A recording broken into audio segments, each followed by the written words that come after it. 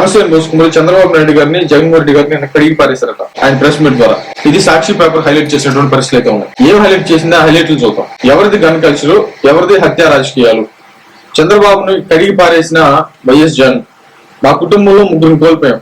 మా తాతను చంపింది ఎవరు, వారిని కాపాడింది ఎవరు? మా నాన్నను అసెంబ్లీలో బెదిరించింది మీరు కాదా? ఆ తర్వాత 1-2 రోజుల్లోనే ఆయన మరణం నిజం కాదా? మా బాబాయ్ వివేకానంద రెడ్డిని మా బాబాయ్ వివేకానంద రెడ్డిని ఎవరు చంపారు? ఆ హత్య చేసిన వ్యక్తి పోలీస్ వత్తాసుతో తిరుగుతున్నాడు. తానే హత్య చేసినట్లుగా మీడియా ఇంటర్వ్యూలో చెప్పాడు. మరి జైల్లో ఉండాల్సినటువంటి దస్తగిరి బయట ఎందుకున్నాడు? మరి దస్తగిరికి వాదిస్తున్నది మీ ఖరీదైనటువంటి లాయర్ లూత్రా కాదా? మల్లెల బాబుజీ మొదలు ఇటీవల రాజకీయ హత్యల వెనుకున్నది ఎవరు? మరి వంగవీటి రంగా, పెంగిలి దశరథ రామ్ పాత మటరిది దశరథ రామ్ను చంపింది ఎవరు? అన్నిటిలోనూ వేళ్ళన్నీ చంద్రబాబు వైపు చూపిస్తున్నాయి. హరికృష్ణ శవం పక్కన కేటీఆర్ తో రాజకీయ మంత్రాలు నిజం కాదా?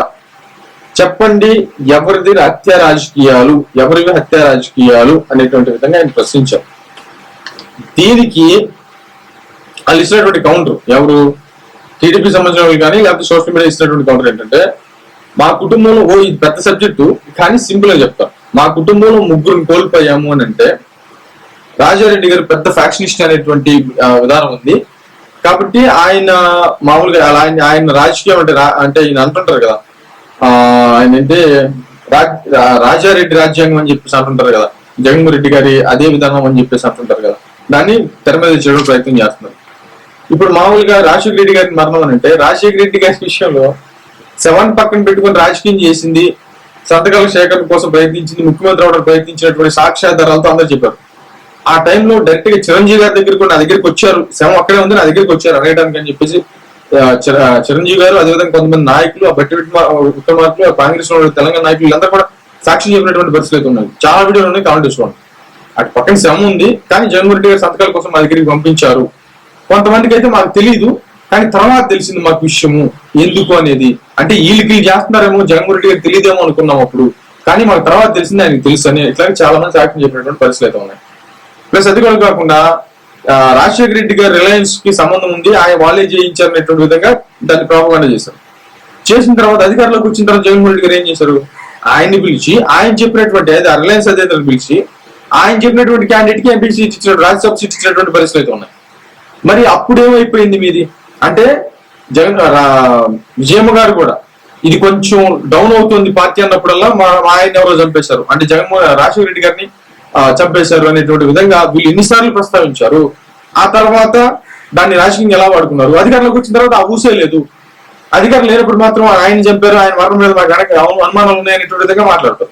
అధికారంలోకి వచ్చిన తర్వాత దాన్ని ఊసే లేదు. ఏం చేశారు అధికారంలోకి వచ్చిన తర్వాత చెప్పారు. ఇంకోటి ఏంటంటే, ఎవరు చంపారో తెలుసు, మా కళ్ళ ముందే తిరుగుతున్నారు మాకు తెలుసు అంటే, మరి మీరు ఏం చేస్తున్నారు అధికారంలోకి వచ్చిన తర్వాత? ఈ క్వశ్చన్ అడుగుతున్నటువంటి పరిస్థితి అయితే ఉంది. ఇంకోటి వివేకానంద గారి హత్య, ఇది పెద్ద సెన్సేషన్. అసలు డైరెక్ట్ గా సొంత చెల్లి అన్న, మీ చిన్న అన్న, మా నాన్న ఏందన్నా అంటే, ఆ కేసులో ఒక కేసు అయిపోతుంది మాకు సంబంధం లేదని చెప్పేసి కనీసం పట్టించుకున్న పాపాన్ని పోలేదు 5 సంవత్సరాల్లో మా బాబాయ్ అని చెప్పేసి ఏసాడు. సిబిఐ ఎంక్వైరీ కూడా వెనక్కి తీసుకుంటే సునీత గారు కోర్టుకు వెళ్ళి వేయించుకుని ఇంతవరకు ముందుకు వచ్చిందంటే ఓన్లీ సునీత గారు. సునీత గారు ఎందుకు రోడ్డు మీద రావాల్సి వచ్చింది ఇంట్లోకి ముఖ్యమంత్రి గారు పెట్టుకొని?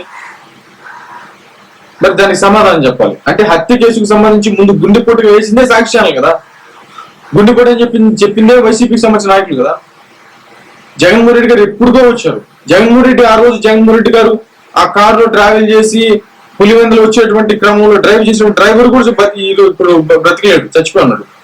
ఇట్లా ఎంతో మంది చచ్చిపోయి ఉన్నారు. మరి ఆ మొత్తం జగన్మోహన్ రెడ్డి కార్యంలో వివేకానంద రెడ్డి గారిని ఎవరు హత్య చేశారు, ఎవరు చంపారనేటువంటి విషయం అడుగుతాడండి జగన్మోహన్ రెడ్డి గారు. మరి 5 సంవత్సరాలు నువ్వు దాల్చలేదా అని చెప్పేసి ప్రశ్నిస్తున్నటువంటి పరిస్థితులు అయితే ఉన్నాయి. ఏం జరిగిందో, వివేకానంద రెడ్డి గారి ఎవరిని చంపారు అంటే ఎవరు చంపారనే విషయం ప్రజలు క్లియర్గా తెలుసు అనేటువంటి విధంగా వాళ్ళు చెప్తున్నారు. దీంట్లో ఇంకోటి ఏంటంటే, వంగవీటి రంగా చనిపోయిన తర్వాత ఎవరికి మేలు జరిగాయి అనేటువంటి విషయం క్లియర్ గా తెలుసు. ప్లస్ వంగవీటి రంగాన్ని ఎవరు చంపారంటే అందరి హస్తం ఉంది అనేది మాత్రం క్లియర్ గా వాస్తవం. ఒకరని కాదు, అందరి హస్తం ఖచ్చితంగా ఉంటుంది అనేది మాత్రం ఇప్పటికీ కూడా చాలా అనుమానాలు. ఎందుకంటే వంగవీటి రంగా అనేటువంటి వ్యక్తి కానీ ముందుకు వస్తే ఆయన ఏంటంటే ఆయనకు ఉన్నటువంటి ఫాలోయింగ్ కి ఆయన ఖచ్చితంగా ఒక కొత్త పార్టీగా అవతరించేటువంటి అవకాశాలు ఉన్నాయి.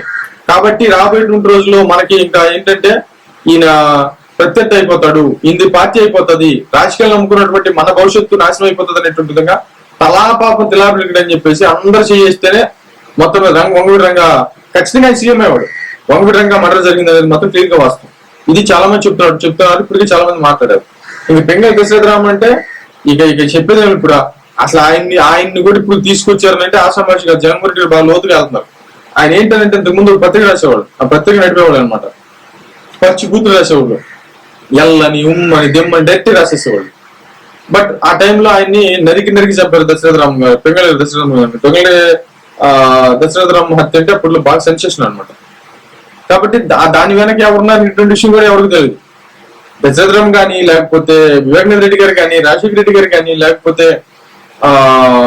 రాజారెడ్డి గారు కానీ, లేకపోతే వంగవీటి రంగ వీళ్ళ హత్యలు వెనక ఎవరున్నారు అనేటువంటి విషయం ఎవరికి తెలియదు. ఖచ్చితంగా ఇప్పటికీ ఎవరికి తెలియదు.